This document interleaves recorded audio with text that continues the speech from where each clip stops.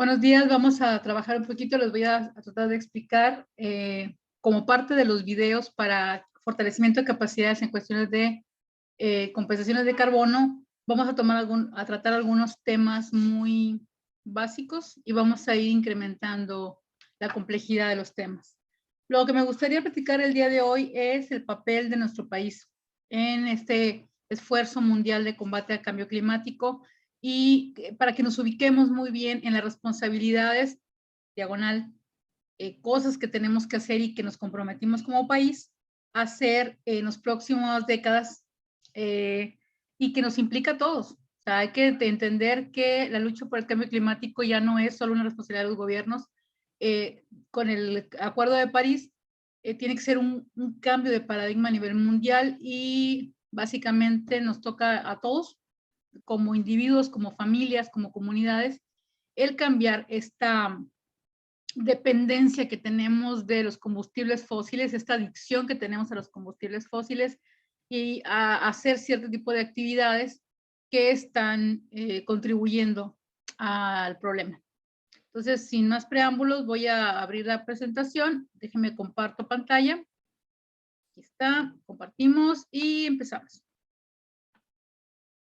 Bien, lo primero que tenemos, o sea, vamos a puntualizar en la presentación del día de hoy nuestro país, en este caso México, en el escenario de los gases de efecto invernadero, es decir, cuál es nuestro papel como país, es decir, como ciudadanos que estamos en un país que está en un planeta donde las emisiones de gases de efecto invernadero están haciendo, pues están causando un reto que nos toca a todos a nivel mundial combatir.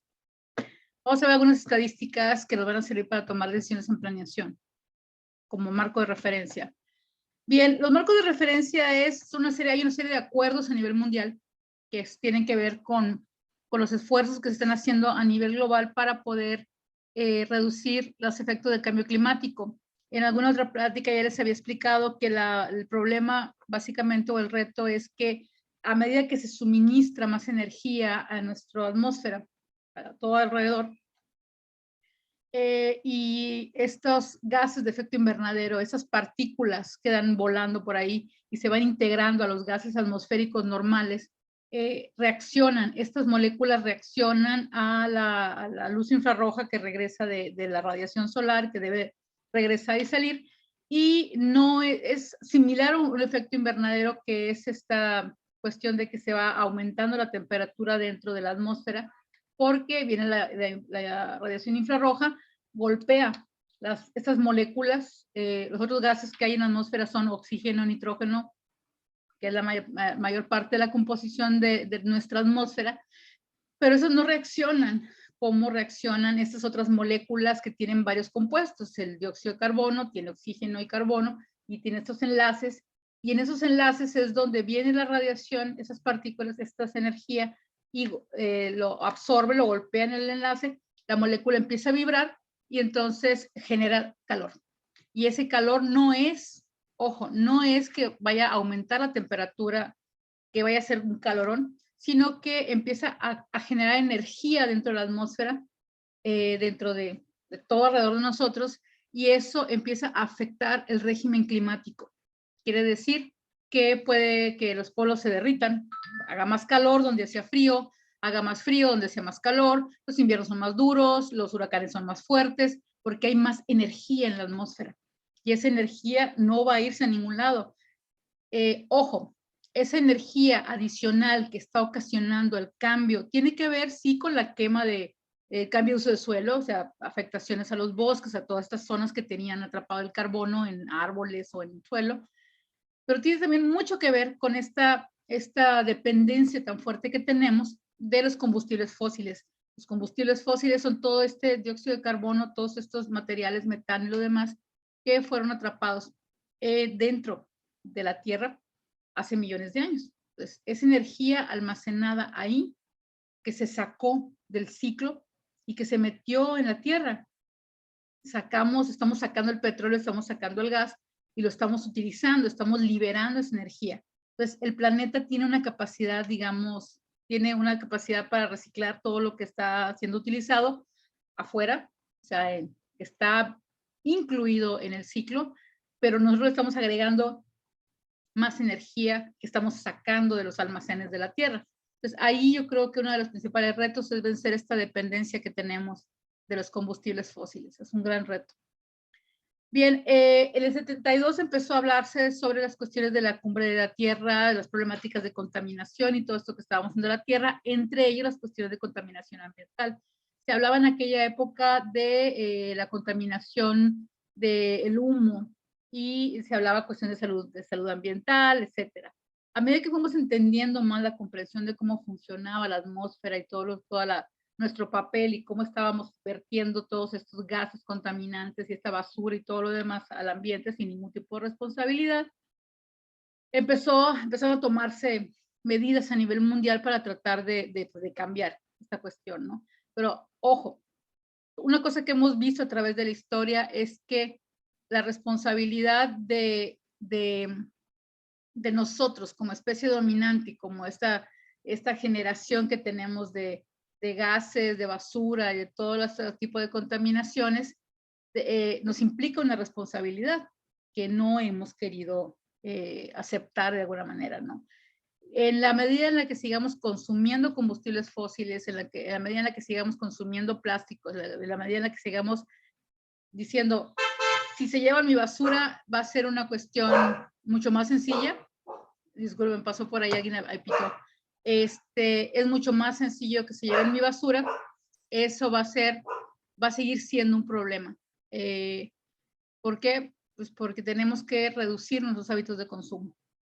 Bien, se hicieron una serie de conferencias, estuvo la Cumbre de la Tierra, la Conferencia Global de Clima en Ginebra, el Protocolo de Montreal, que tenía que ver con la capa de ozono. Se descubrió por ahí, unos científicos a finales de la década de los 70, principios de los 80, descubrieron que este gas que está en la atmósfera, que es el ozono, es una molécula, es un tipo de molécula de oxígeno que nos ayudaba como una especie de capa protectora contra la radiación ultravioleta del sol, que esa radiación ultravioleta pues ocasiona cáncer y una serie de enfermedades y podía acabar con la vida en la Tierra. Era ocasionada por las cuestiones de aires acondicionados, los fluorocarbonados, y se hizo una campaña a nivel mundial para poder reducir esas emisiones de este tipo fue la primera vez que a nivel mundial los unimos para reducir un riesgo de ese tipo y funcionó. Se ha ido recuperando la capa de ozono con los años y ahorita con la tecnología que existe pues podemos monitorear la luz ultravioleta. El Convenio Marco de Naciones Unidas para el Cambio Climático, en los años 90 nos dimos cuenta que estábamos generando un problema de cambio. Los científicos empezaron a llamar alerta por la adición de energía en la atmósfera y cómo estaba ocasionando estos cambios. Desde entonces se intentó hacer algo para reducir las emisiones de gases de efecto invernadero y finalmente en el 97 se generó el protocolo de Kioto, que tuvo 2 periodos, que fue el periodo de 2008 a 2012. Se generó el protocolo, pero no quiere decir que se haya echado a andar. Hubo muchas controversias, la mayor parte de los países industrializados no quisieron entrarle y finalmente en el 2020 se terminó, estamos en el 2022. Y en el 2015, antes de que terminara, viendo que había que cambiar, a medida que el conocimiento avanzaba, entendimos que todos éramos parte del problema, que no era una cuestión de países industrializados contra países subdesarrollados, sino era una cuestión donde todos estábamos contribuyendo al problema climático. Bien, la diferencia entre el protocolo de Kioto y el de París es que el de la universalidad. Le decía, el protocolo de Kioto estaba más hacia los países desarrollados, industrializados, que básicamente se culpabilizaron durante muchos años, se señalaban y le decíamos, es que ellos están contaminando, ¿no? Y estaban los otros países que eran, digamos, los que capturábamos el dióxido de carbono, esa era la idea. Pero en el protocolo de Kioto muchos países no quisieron entrarle al asunto, ¿no? Y dado que no se consideraba China como uno de los países desarrollados de los ejes de desarrollo, pues China estaba ausente de todo el protocolo y era uno de los principales contaminadores porque se utiliza mucho el carbón mineral y es una de las fuentes de contaminación. Recuerden, todo lo que se escarba del suelo y se saca gas, carbón, mineral o petróleo, está contribuyendo grandemente adicionando energía a la atmósfera.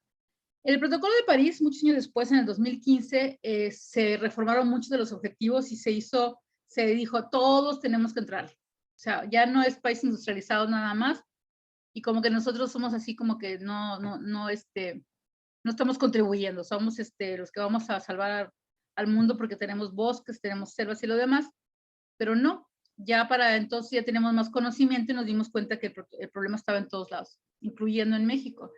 Y ya se incorpora China, Brasil, Sudamérica y México. Le pongo ahí la J porque así venía en el documento.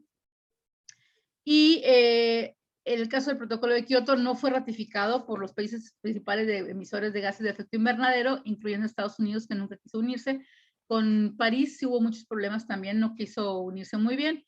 Y en el caso del protocolo de Kioto solo cubrió el 30% de las emisiones globales en su primer periodo de cumplimiento, o sea, solamente, no es que haya atacado y reducido el 30%, es que solo se refería al 30% de las emisiones, no iba más allá. Y en el segundo periodo, pues, hubo países como Rusia, Canadá, Estados Unidos, Nueva Zelanda, pero ni siquiera se alcanzó un 15% adicional. Entonces, realmente estaba fallando ahí. Y en el caso de París, hay 180 países que se incluyeron, que es más del 95% de las emisiones mundiales, y todos los países que firmaron París, que fue la mayor parte de los países a nivel mundial, presentaron un documento, que es un documento que habla sobre las estrategias de gases de efecto invernadero a nivel país. Cómo los van a eliminar, ¿no? Es permanente, el de Kioto pues ya venció. Ahora vamos a hablar de México. México entregó en el 2015, en la firma del protocolo del Acuerdo de París, un documento que se llama Contribución Prevista Determinada a Nivel Nacional, que básicamente es un documento muy sencillo, es un documento compromiso donde decimos qué es lo que vamos a hacer para reducir nuestras emisiones. Recuerden que aquí ya era parejo. O sea, México no nada más como país puede vender compensaciones de carbono, o sea, somos los buenos los que estamos capturando carbono mientras los países industrializados están contaminando. Ya no es así. La estrategia mundial, si recuerdan otro video, tiene que ver con 5 acciones, que es hacer el inventario de emisiones, hacer estrategias de reducción de emisiones, eso desde personas hasta ciudad. A nivel mundial, la cadena de proveeduría, saber que a quien le compramos, que nuestro dinero no contribuya a pagar empresas que no tienen compromiso de cambio climático. Esa es una estrategia muy buena. Y la otra es la neutralidad de carbono, es decir, tratar de reducir al mínimo, a llegar a cero es la meta de nuestras emisiones por todo lo que hacemos, todas las actividades quedan neutralizadas. Y finalmente están las compensaciones de carbono. O sea, es comprarle sus créditos, o sea, los esfuerzos que las comunidades o quien esté reforestando, conservando selvas que están capturando el carbono que alguien más no puede anular, pues hay que compensarlas económicamente, pero esa es la última instancia. O sea, ese es el último paso. Entonces México dice, mira, yo voy a hacer 2 tipos de acciones, de aquí al 2030 y al 2050, o sea, a mediano y a largo plazo. La primera se llaman reducciones incondicionales y la segunda voy a hacer reducciones condicionales. La primera de reducciones incondicionales es, ¿sabes qué? Voy a reducir incondicionalmente el 25% de las emisiones de gases de efecto invernadero y contaminantes climáticos de vida corta por debajo de la base. Es que hay contaminantes climáticos que, por ejemplo, el dióxido de carbono permanece. Hay una tabla donde dices cuánto tiempo permanece ese contaminante volando por ahí antes de que se degrade o se transforme. Hay algunos que permanecen más tiempo. Entonces, el compromiso de México es, vamos a hacer de los dos. O sea, vamos a reducir gases de efecto invernadero, pero también los de vida corta, que a veces no se miden, pero también contribuyen. Y este compromiso implica para el 2030 más o menos una reducción del 22% de gases de efecto invernadero y, ojo, el 51% del carbono negro. El carbono negro es un componente que no se había previsto en las primeras etapas de la lucha contra el cambio climático, que tiene que ver con estos gases que se generan en el ambiente derivados de algunas acciones como por ejemplo la quema de leña. Es un tipo de carbono que es, digamos, de menor duración, etcétera, pero tiene implicaciones muy fuertes en nuestra en nuestra cultura y en nuestra forma de vida de las comunidades en México, porque la gran mayoría de las comunidades dependen de cocinar con carbono, con leña, y generan este carbono negro que además afecta a la salud. Entonces, una de las estrategias principales, en el caso de México, pues tiene que ver con la eficiencia en ese tipo de cuestiones. Por ahí alguien me decía, bueno, entonces deberíamos cambiarlos todos a gas. No, no, no, no, no. Ojo, la solución nunca va a ser sacar más energía del subsuelo. O sea, si estamos pensando que la solución en las comunidades rurales de México para reducir la emisión de carbono negro es cambiarlas a estufas de gas, estamos equivocados. Porque el asunto es reducir, ojo, vamos a hacer una plana, hay que reducir la dependencia de los combustibles fósiles. El problema es, el planeta tiene un ciclo de carbono con el que recicla todo el carbono que se esté produciendo afuerita.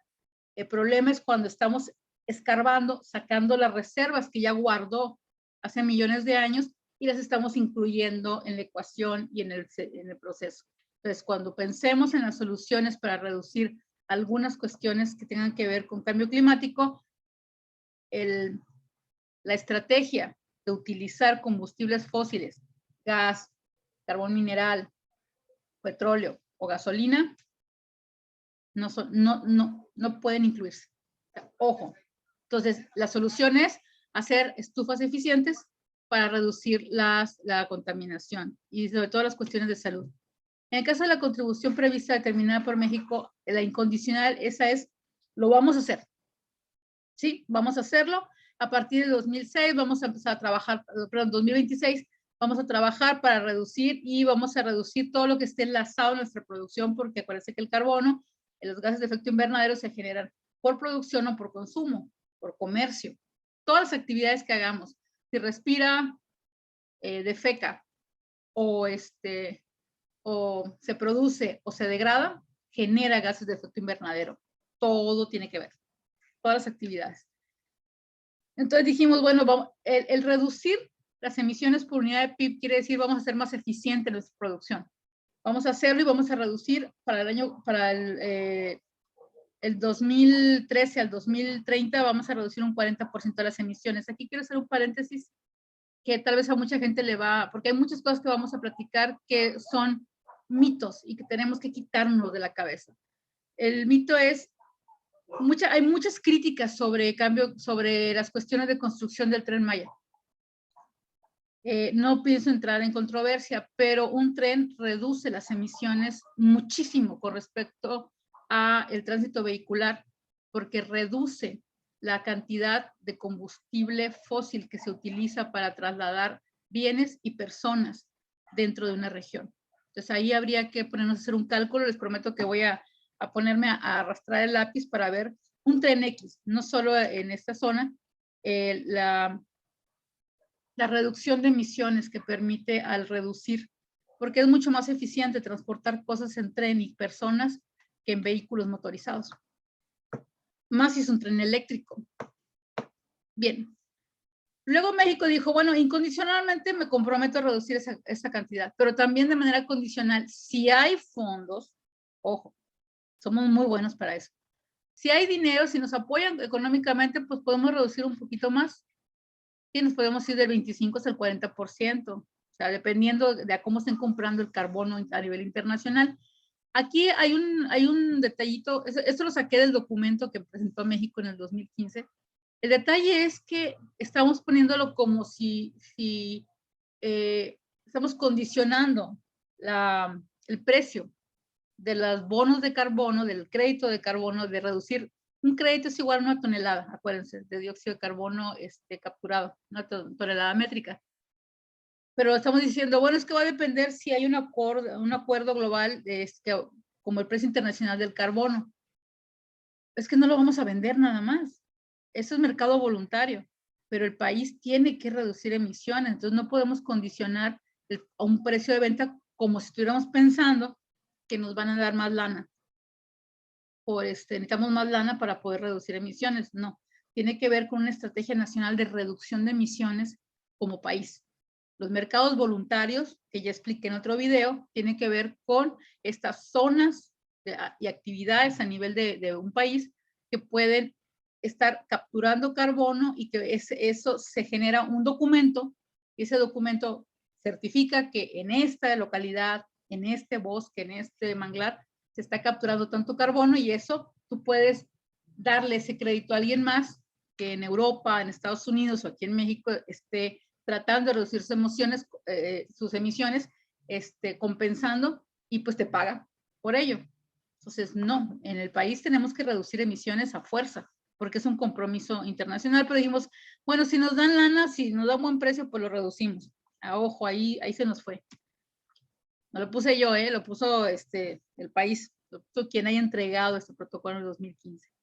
El compromiso de reducción del 25%, dice, puede aumentar hasta el 40%, lo que les decía, de manera condicional, sujeto a un acuerdo global, que el precio del carbono, la frontera del carbono, los ajustes, la cooperación técnica. O sea, si me ayudas, si me pagas bien y lo demás, pues le reduzco, ¿no? Pero si no, no me puedo comprometer a más.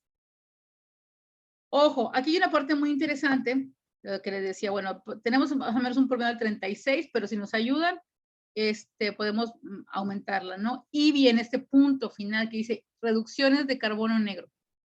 Es decir, vamos a ver una cuestión, una de las estrategias nacionales que yo no he visto hasta ahorita, pero que es un compromiso a nivel internacional, es la reducción del carbono negro. Esto que les digo de las estufas eficientes, al 70% en el 2030. Nos faltan 8 años. Nos faltan 8 años, ya pasaron 7 años, y no he visto realmente una estrategia de este tipo. Esa es una estrategia que debería tomarse muy en serio por parte de quienes sea responsable de este tipo de compromisos, porque no solamente por el compromiso internacional, sino porque las estufas, la quema de leña, si bien es más deseable que el sacar gas del subsuelo, como ya les expliqué, es un problema de salud también. Tiene que ver con cuestiones de salud, y la mayor parte de las mujeres en campo tienen problemas pulmonares por respirar humo. Entonces, tenemos que tener una estrategia nacional de estufas eficientes, de estufas reductoras de gases y de humo, que pueda permitir reducir el consumo de leña sin detrimentar o poner en peligro la forma de vida de la gente, porque la leña siempre va a ser más accesible que el gas en la mayor parte del país, y porque la leña, como está sobre el suelo, es mucho, se prefiere, no es que sea lo mejor, pero se prefiere estar sacando gas del subsuelo, sacando esas reservas que ya estaban guardadas y que ahora esa energía está contribuyendo y se está lanzando otra vez a la atmósfera, que es lo que nos está metiendo en problemas.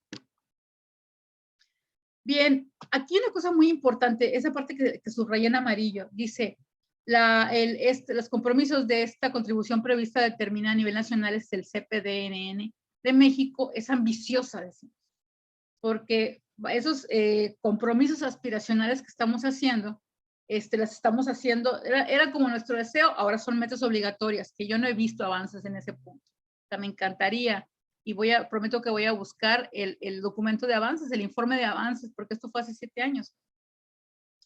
Y dice, constituye un aumento considerable en el nivel de ambición de un país en desarrollo, o sea, México, con niveles moderados de emisiones. Tomo mi café. Y aquí voy a analizar esta parte, porque creo que tenemos una idea equivocada de nuestra responsabilidad a nivel país. No somos un país con un nivel moderado de emisiones. De acuerdo al Atlas de Carbono Global, esto lo saqué hace como un mes, es un atlas de emisiones de combustibles fósiles a nivel mundial, alimentado por una serie de servidores a nivel mundial y datos a nivel mundial. Es un esfuerzo mundial para visibilizar el problema. Hay bastantes atlas y hay muchas fuentes de información que les puedo luego proporcionar. En este atlas aparece México. Es un atlas que contiene información de 220 países más o menos. Y dice, países emisores de gases de efecto invernadero. México, por la industria del gas, por eso le digo, el gas no es una solución para las cuestiones de combustibles para cocinar en las comunidades. Somos el número 12 de 220 países, estamos entre los primeros 20 países que más contaminan por emisiones de gas. Una población en esa época de 114 millones de personas con aproximadamente 124 millones de toneladas métricas de dióxido de carbono. Entonces, estamos en el número 12. En petróleo somos el 10º país contaminador, detrás de Estados Unidos y todos esos países desarrollados que siempre estamos criticando. México ocupa, lo puse en rojo porque estamos entre los primeros 10 a nivel mundial como generadores de gases de efecto invernadero. Estamos también en el número 23 por carbono mineral, pero aún así seguimos estando entre los primeros países. Somos el 23, pero eso no es un consuelo, porque estamos todavía en un nivel muy alto de emisiones de carbono, de dióxido de carbono y de gases de efecto invernadero, por ese tipo de cosas. La quema de gas, que por ahí me preguntaban en una exposición, la quema de gas en cuestiones de las plataformas petroleras, por ejemplo, que es una de esas, estamos en el número 13 por ese tipo de emisiones. En el caso de la industria cementera, que es una industria que mucha gente no visibiliza como un problema, había gente que me preguntaba, bueno, ¿qué tiene que ver la industria cementera ahí? Varias cosas. La principal es que la base del cemento es el carbonato de calcio, que volvemos a lo mismo. El carbonato de calcio está en las minas, está en los bancos de material, se saca ese material que básicamente es calcio y carbono capturado prehistóricamente, que luego se quema, se procesa, se cocina y se vuelve cemento. Eso genera una gran cantidad de emisiones de dióxido de carbono y en México somos el número 14 a nivel mundial. Luego, en general, sumando y reduciendo y restando y todo lo demás, ocupamos el número 13, cabalístico el asunto. Estamos en el número 13 a nivel mundial de 220 países. Entonces, cuando decimos que somos un país con un porcentaje moderado de emisiones, no concuerda como nos percibe el resto del mundo.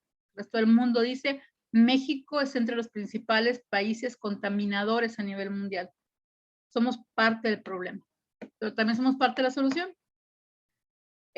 Con relación al kilogramo de dióxido de carbono por Producto Interno Bruto, es decir, ojo, estamos en el número 13 por emisiones, pero no quiere decir que seamos un país desarrollado. No quiere decir que la calidad de vida de nuestra gente, que el nivel de ingresos es bajo en comparación con la cantidad de dióxido de carbono que estamos generando. ¿Por qué?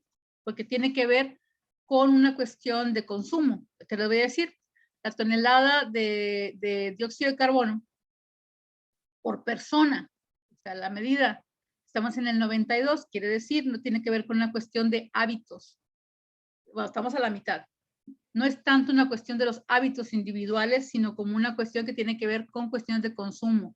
El consumo no tiene que estar relacionado con lo que consume uno como individuo, sino lo que tiene que producirse, transportarse y hacerse y desecharse como parte de los hábitos de consumo del país. Es una gran cantidad, estamos en el número 14 a nivel mundial, detrás de países muy grandes como China, Estados Unidos y algunos países europeos. Quiere decir que tenemos hábitos de consumo y una industria que produce de manera irresponsable.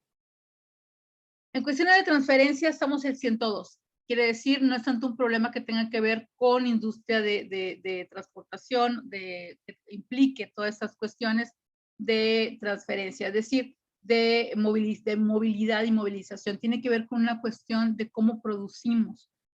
Aún así, seguimos estando a la mitad del grupo.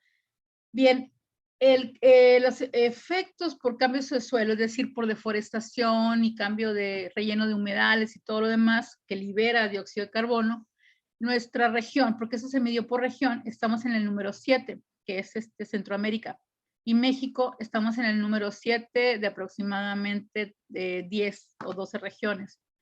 Entonces, sí tiene que ver con cambios de suelo, o sea, sí somos una zona que genera ese tipo de contaminación, pero si se fijan, tiene que ver con una cuestión de la forma en la que producimos, consumimos y desechamos. Bien, cuando se hace un análisis de emisiones per cápita, en general ha bajado, dice del 90 al 2020 más o menos, se hizo un análisis con respecto a nivel mundial, y ha bajado 0.2%. Básicamente 0.2%, aunque a nivel mundial el bajón pues fue casi el 19%.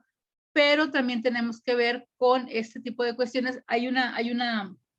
La gráfica no, se ha reducido, ha empezado a rebajar. Si se fijan, México está en color azul claro, el azul claro es muy poco, estamos acá abajito, y empieza a tender hacia la baja, sí, pero hay mucho que hacer todavía. Bien, ojo, son otros datos de una página que se llama Nuestro Mundo en Datos, que tiene que ver también con son muchos grupos científicos, consultores se han unido a nivel mundial para alimentar estos planos, para mantenerlos lo más actualizado posible. O sea, hay muchísima información para tomar decisiones. El porcentaje anual de cambio en emisiones de dióxido de carbono al 2020. O sea, esta gráfica me encanta porque la mayor parte de las gráficas son de 20 a 30 años, pero en este caso para México tenemos datos de 1892 al 2020, prácticamente más de un siglo.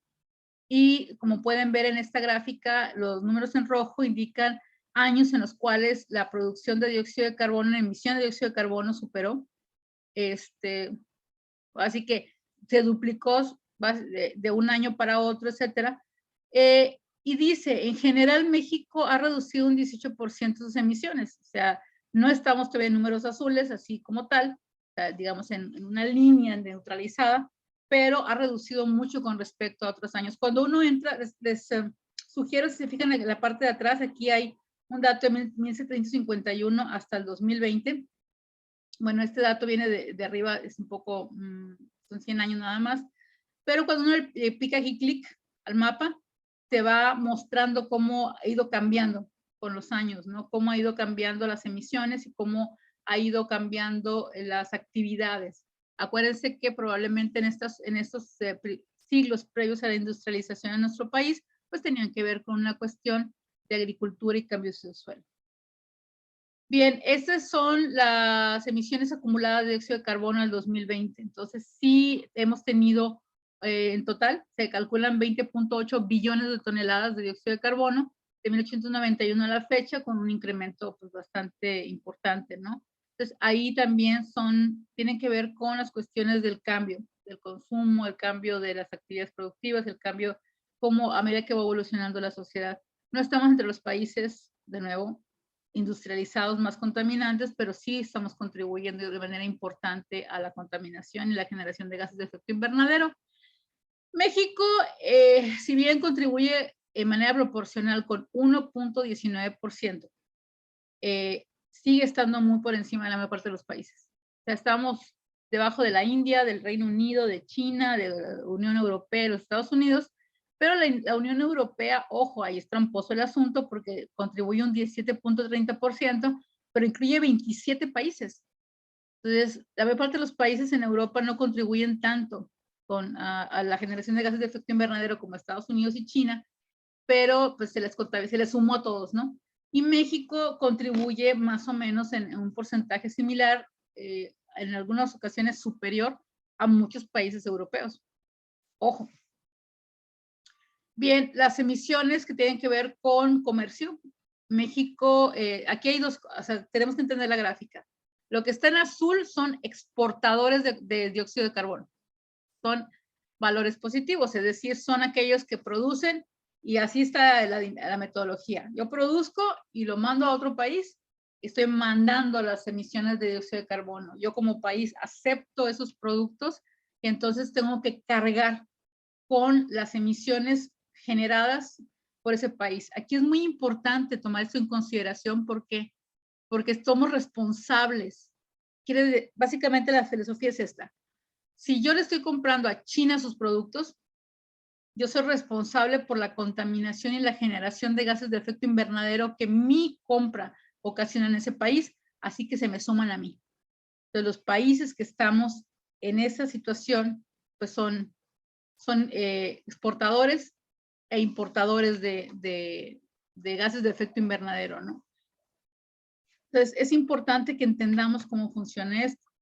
Producción contra consumo. La producción contra el consumo quiere decir que, digamos que es un cálculo anual que se realiza si se ajusta a partir de comercio y producción. Ojo lo que les decía, si un país importa bienes, las emisiones de CO2 necesarias para producir ese bien, ese producto, se le agregan a sus emisiones domésticas. ¿Qué quiere decir? Lo que les explicaba hace rato. O sea, si en China están contaminando, están generando emisiones, ese producto que le compramos a China, lo traen acá, pero las emisiones se nos contabilizan a nosotros, al comprador, no al productor. ¿Por qué? Porque nosotros, acuérdense que una de las estrategias a nivel mundial es la vigilancia de la cadena de producción, de suministro. Yo soy responsable de exigirle a mi productor, a quien está produciendo, que reduzca sus emisiones. ¿Por qué? Porque si no me las van a contabilizar a mí. Y en México, una de las cuestiones por las cuales nuestras emisiones de carbono se incrementan es precisamente por ese tipo de cuestiones.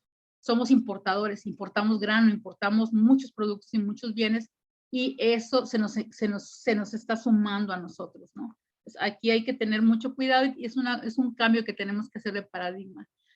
¿Cuántas emisiones tienen que ver con el comercio? La misma cosa, somos países importadores de emisiones de dióxido de carbono, somos responsables de no producir nuestros propios bienes, tener que importar, y por lo tanto, aquí es una trampa, porque países como China van a decir, bueno, pues a mí me importa poco cómo estoy produciendo, porque México no me exige.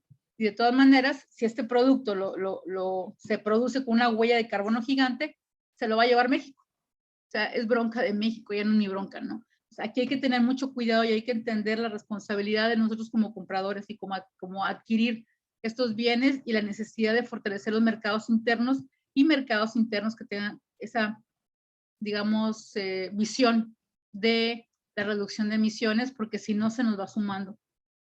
Ya entonces no nada más es lo que hacemos en el país, sino lo que importamos. Y estamos importando muchas cosas. Las emisiones per cápita importadas o exportadas por país, en México somos importadores, o sea, le metemos mucho al consumo de emisiones de otros países. O sea, ahí hay que cambiar bastante.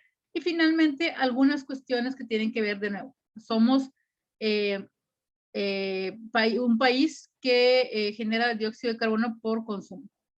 Entonces, es una cuestión que tenemos que cambiar nuestra forma de mirar la producción y la compra, ¿no? Aquí estos datos, la idea es que vayamos entendiendo todo lo que tenemos que hacer. En México no nada más es una cuestión que tenga que ver con ese error que se comete, ¿no? Creemos que nada más tenemos que enfocarnos en reducir emisiones por deforestación, o sea, que nuestras actividades económicas reduzcan emisiones, pero si lo que estamos observando es que muchas de las emisiones son contabilidad importada, porque estamos importando muchos productos y por las cuestiones de consumo. Recuerden que cuando tú compras, tu basura genera emisiones. El productor que hizo ese producto generó emisiones y todo eso se contabiliza. Tiene que ver con ser más responsables. Y en México no debemos olvidar que a nivel mundial estamos entre los 20 países que mayor producción, que mayor contabilidad de dióxido de carbono está contribuyendo a nivel mundial. Lo que podamos hacer como sociedad para reducir, no solamente para reducir o capturar carbono para que nos paguen compensaciones, sino para reducir nuestras emisiones como país, va a contribuir muchísimo, porque somos de los países con mayor huella de carbono a nivel mundial, y no lo digo yo, lo dicen los atlas y lo dicen los científicos a nivel mundial, así que tenemos mucho que hacer. Espero que les haya servido y estamos pendientes.